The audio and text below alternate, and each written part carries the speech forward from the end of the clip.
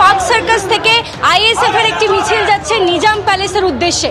এই যে এতগুলো দিন কেটে গিয়েছে, প্রায় 4 মাস পরেও সিবিআই 90 দিন সময় পাওয়ার পরেও চার্জশিটে কেন অভিজিৎ ঘোষ এবং সন্দীপ ঘোষের এবং অভিজিৎ মণ্ডলের নাম উল্লেখ করতে পারেনি, সেই নিয়ে আমরা বারংবার দেখেছি পথে প্রতিবাদ হতে। আজকে আইএসএফ এর মিছিল, তিলোত্তমার বিচার প্রক্রিয়ায় সদর্থক ভূমিকা নিতে ব্যর্থ সিবিআই, তারই প্রতিবাদে আজকে তারা মিছিল করে নিজাম প্যালেস অর্থাৎ সিবিআই এর যে দপ্তর সেখানে যাচ্ছেন এবং প্রতিবাদে সোচ্চার হয়েছেন তারা। আজকের মিছিল থেকে মূলত কি প্রতিবাদ? এটা এই প্রথম নয়, আরও আগে থেকে হয়ে আসছে। দীর্ঘ 12 বছর ধরে যে শাসক দল বাংলায় আছে এইভাবে মা বোনেদের ইজ্জতকে হরণ করে এইভাবে নিজেদের সান্ড পাণ্ডদের মনোরঞ্জন করাচ্ছে। বিষয়টা এটা নয়, কখনো 100 দিনের নাম করে মা বোনেদের ঘরে নিয়ে যে তাদের ইজ্জতকে হরণ করছে।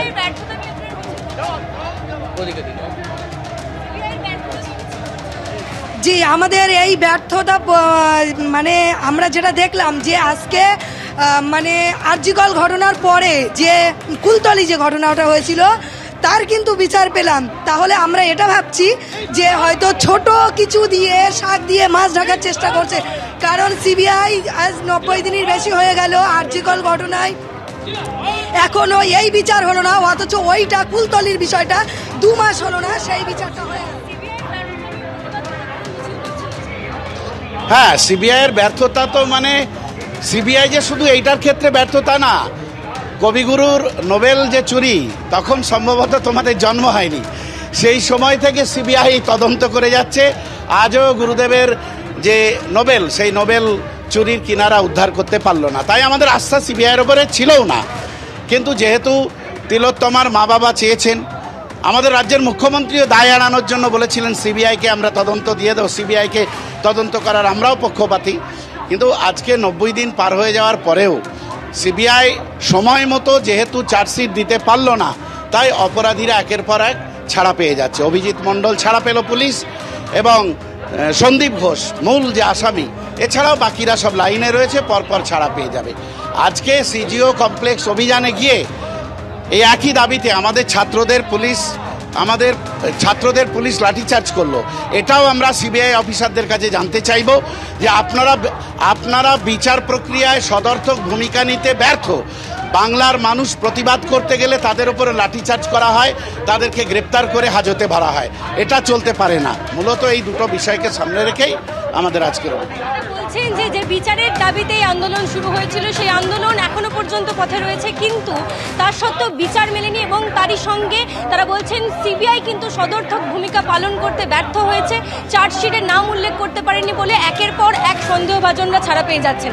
এই সমস্ত বিষয়টা নিয়ে তারা এই মুহূর্তে নিজাম প্যালেসের দিকে এগিয়ে চলেছেন, মূলত সিবিআই দপ্তরে যাচ্ছেন তারা এই অভিযোগ জানাতে যে কেন তারা এই গুরুত্বপূর্ণ একটি মামলায় তারা ভূমিকা পালন করতে পারলেন না সদর্থকভাবে। এবং তারপরেই দেখা যাচ্ছে দর্শক, আমরা এতক্ষণ দেখছিলাম আইএসএফ এর একটা টিম তারা নিজাম প্যালেসের দিকে আন্দোলন করতে যাচ্ছে, মানে সিবিআই যে দপ্তর নিজাম প্যালেস সেখানে আন্দোলন করতে যাচ্ছে। দর্শক, আপনারা দেখছি আপনাদের প্রিয় চ্যানেল ইনসাফ টিভি, আর ইনসাফ টিভির পক্ষ থেকে আমি দেলোয়ার ইসলাম।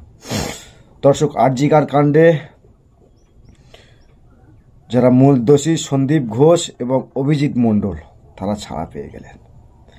দর্শক, এটাই তো রাজ্যের বিচার ব্যবস্থা পরিণতি হয়েছে। দর্শক, যারাই মেন দোষী, যারাই দোষ করেছে আরজিকর কাণ্ডে, তারা আজকের ছাড়া পেয়ে যাচ্ছে, রাস্তায় ঘুরছে।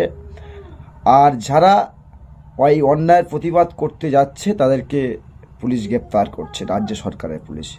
এটাই আর কি মানে রাজ্যের সিস্টেম হয়ে দাঁড়িয়েছে যে প্রতিবাদ করলে আপনাকে জেলে যেতে হবে।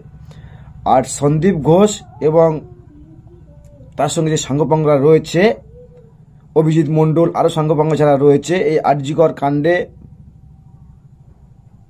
যে তাকে ধর্ষণ করা হয়েছিল এমন একটা অভিযোগ, বা সেই তিলোত্তমার শাস্তির দাবিতে, মানে তার সেই দোষী শাস্তির দাবিতে আইএসএফ রাস্তায় ছিল, তাদেরকে বারবার গ্রেপ্তার করা হচ্ছিল। আর সেই অভিজিৎ মণ্ডল এবং সন্দীপ ঘোষকে রাজ্য সরকার জামিন দিয়েছে। এটা হাস্যকর ব্যাপার নয়? আর আরেকদিকে যখন এসএফআইয়ের একটা টিম আন্দোলন করছে সিবিআইয়ের ভূমিকা নিয়ে, তখন তাদেরকে গ্রেপ্তার করা হচ্ছে। এটাই তো দেশের মানে রাজ্যের বিচার ব্যবস্থা মানে উন্নতি ঘটেছে, যে আন্দোলন করলে পরে আপনাকে জেলে যেতে হবে, আর যারা দোষী তারা ওপেন মানে ঘুরে বেড়াবে, আর রাজ্য সরকারের পুলিশ তাদেরকে নিরাপত্তাই দেবে। এটাই তো মানে আমার বাংলা, আমার সোনার বাংলা, আমি তোমায় ভালোবাসি, এটাই তো। আর তার দাবিতে আইএসএফের যারা নেতাকর্মী রয়েছে তারা সিবিআই দপ্তরে সিবিআইয়ের ভূমিকা নিয়ে প্রশ্ন তুলছে।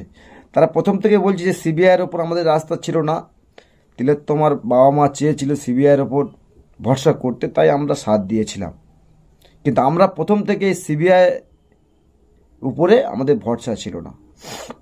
দর্শক, সিবিআইয়ের উপর যে রাজ্য সরকার মানে এটা সেটিং করে নিয়েছে, দিদি মোদির সেটিং, সেটা দর্শক বলতে আর বাকি রাখে না।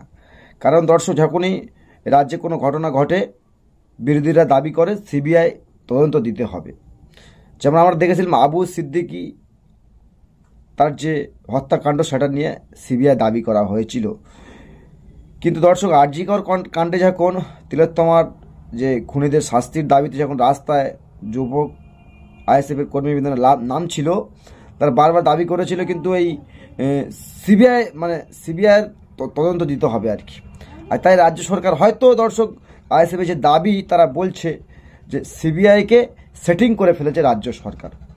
দর্শক, তাহলে আমাদের যে মানে লাস্ট ভূমিকা আর কি, রাজ্য সরকারের পুলিশ না বিচার দিতে বলে সিবিআই দপ্তরে আমরা সিবিআই তদন্ত চাই, তাহলে সিবিআই যদি আজকের দর্শক ব্যর্থ হয়ে যায়, মানে ব্যর্থ হয়, তাহলে আমরা বিচার কোথায় দেবো?